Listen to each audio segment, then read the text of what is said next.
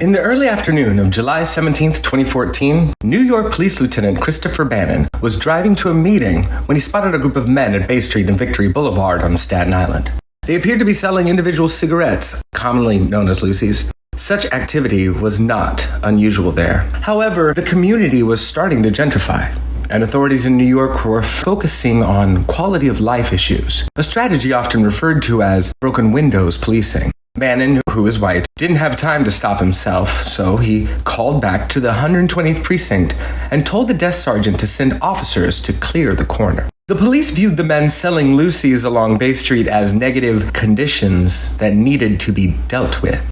Eric Garner was one of those men.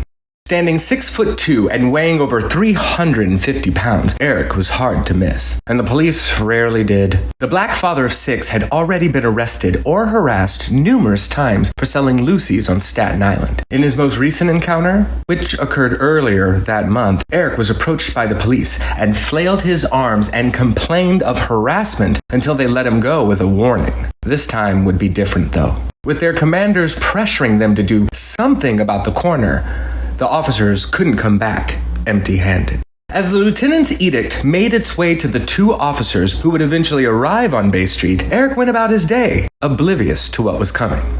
After eating lunch with his friend Ramsey Orta, who was Latino and 20 years younger than Eric, he saw 2 men get into a heated argument. A witness, named Taisha Allen, told the New York Times that one of the men was a father. The other was a man who was known on the block as Twin. The father accused Twin of saying something disrespectful to his daughter.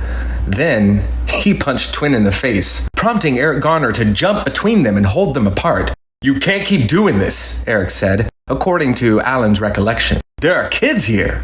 The role of peacemaker was a familiar one for Eric, who was described by friends as a gentle giant.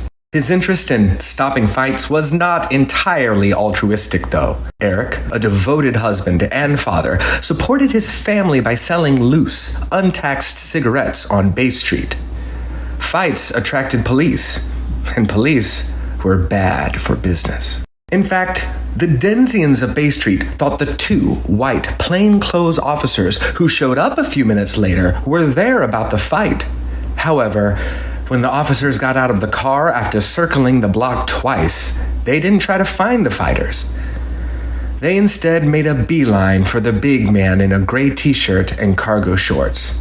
The man who had made the fighters move on. Eric immediately recognized one of the cops. His name was John D'Amico, and he was the 120th Precinct's Quality of Life Coordinator. D'Amico had stopped Eric 2 weeks earlier for allegedly selling loose cigarettes and letting him go with a warning. The other officer, Daniel Pantanello, normally worked in a unit that handled violent street crime. Both were veterans of the force. D'Amico had approximately 4 years of experience, and Pantello about 8.